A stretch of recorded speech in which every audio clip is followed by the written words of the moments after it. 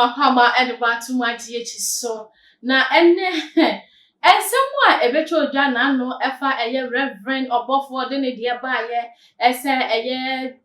yen ye di for Adom Kyei Abomodia ewiani yes moja Emma say why any so below Emma who atem didie Reverend Adom Kyei and so ababa be reply no insult no na che say o we yakana dwen enu nti we so ehia se obekana dwen na ode ekire no enu na be fontin tan no so aye ntoka kase pa na edom a wodi afamienu nyina echi no won so wode agye wo ho asafo hene ya wo na yentwe videos no emra minu sofo a waye Yesu moja osua wo me ho onde wodi sobolo na aye sobolo anka so wo se sawo ene wagina na no ho nwi se kraman ate saboa e ho tan sorry e nyame abode e beto no ne nkyerɛkyerɛ no osabon sam mek tie mi ye pa no person no abrantie Yesu na wo bae no ogina na ko ho hwetwom ensema wo kan nyina ye hane san so obetofo man nche onde nti obetofo man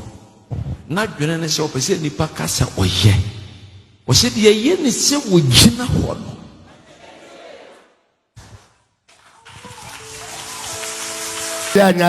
yes entina se nuanu masofo bi pese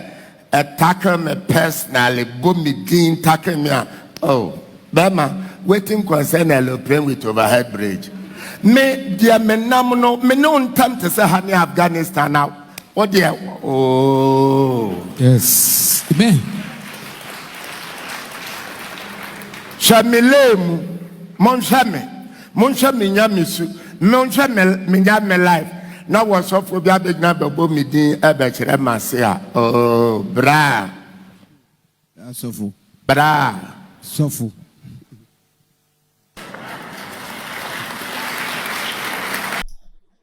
Chese video si senye sifa ekoye ebaye no na wose yetisi mountain so na yakwaje Ghana for adwen na yebisa se so ese fata ese nyame adifo mienu ebetimi agina puppet so na omako ana we ede ensem akese ebesene ne nyanko na eba ne sa nyame be nkrampo na yedi netie se mehu se menua sofo bi preaching na le preaching me fire mitimi emfa preaching no na me so me nkoka the same thing emfa nkyere masori ma ana se nyame sofo enam ekwan bi so na wo bo nyame mma ema obia efa ne ho efa ne ba ana se obia ne fa ahudie edi free mu a me so mitimi nkonkoye bia na so o kristoni ya dia ne nyanko kristoni entimi endusu bi na ya ne Ghana for ekasa ye no ensem no so se ne wosifa yi a no won so ngadwen a wo kire ye ede fa ho no yentie emra yo miso kakra miso meka fa ho no sei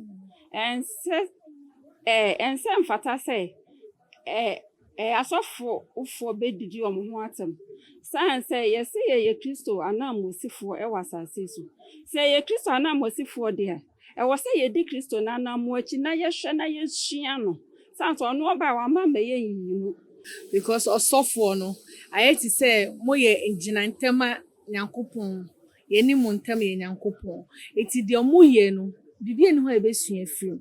yo me dem hu ni say enye efise omo na omudi asafo enim amu trechen ekwan a e say ye fa so de bobra pa eko erade nchen nti say omo kwan na de eni kwan say eba ne sa nti me de ma dwen chem say enye o da bi enye say onyame enkwa wa from omegina at least omo properties na omedi atam e wrong thing kra which means we free nyame na be sare because Bible say impo so he Yesu Kristo ayedi natem tintefi gu so ankasa because oni be bia ofri eba and the Bible said by their fruits you shall know them. I think it's not appropriate to do that. If there is a misunderstanding, I think Omutu should meet up and just talk like two old people that are leading a group of people to Christ. me na me hu ni say enibure any brain because ye nyame adwuma so ye nyame adwuma pa na onyonko susu ye nyame adwuma ensese one ne kuntokwa fa de wo ye ho ese mu mienu mu kambom no mu nkyerɛkyerɛ ya kwan no na ye mfa so enye satem didie na sese mu nkyerɛkyerɛ na ye di mochi no yesusu ye di atam no enye fine Me hu sɛ ebia ahoɔya ana enibre ha na ebe mo monya kasa ba me hu sɛ yenya sɛ ɔmo na ye nyame adwuma de nka sɛ ɔmo fa pɛpɛpɛ ye aha ɛna enye adwuma ense mfata je sɛ woyɛ sa na sɛ wankasa kora nyame na ankasa na wo se wodi na na mo achi na woyɛ na na musi ni a wo se woyɛ sofo a woyɛ na na musi na te sɛ wafom kora na sɛ enye nyame akwan so na wonam no na je sɛ wo akwakofa nyame fufuro bi na wo de ne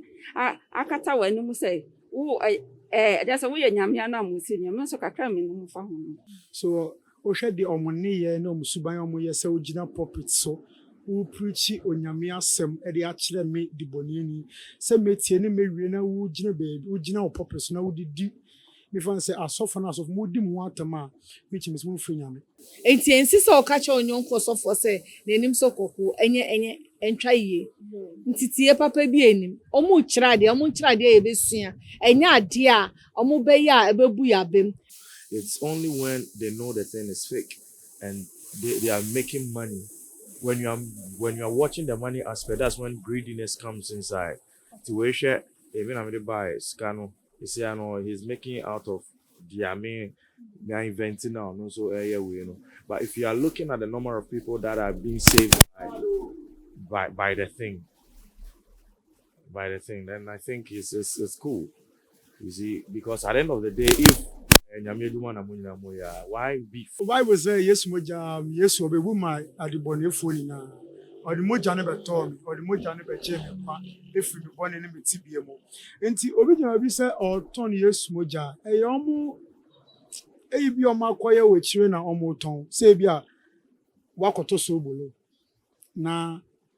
fine wabompo yegu so wadane ni yesu moja enu de me me fan say media because auto and so what done in years no like you went for wrong thing I would often so not least say obimpo was remember be area wafa ma bompo egu say o dane so yesu moja wo di nu yesu moja mu to me na wo moja ni mu wo di nu sa enso ye mu enwa na wo di mass of members na be na wo just say obi awia na wo be yesu moja ye wia ye de be che kwa na chese Ghana for dodo na na wone asofo mienu ni ekoso no enye adwen se nyame adifo begina property enimu na omo abomodin edi wo ho atem ankasa esan se Kristo ayesom no obama obi a onye kwame nko ani nyame na onye kofi nko a enyame oyo bibia enyame sanso na moja na wo ko ho no moja ne beso form ma ye nyina wenyi aboampo emfiri mu ankoyo obi firi mu ankasembia ne so obi kura amfa so amfa ankopie eye ahememu enunti se ye hia na se ye preach ni ye kan asem a puppet na esi ho no eye nsem no a edi enipa ko anuonyamu enkwagemu na ye kire na se ye begina kire na ye ka adapa asem wanim so kwakuo we se an Israel twan yoda bonten so ensem fata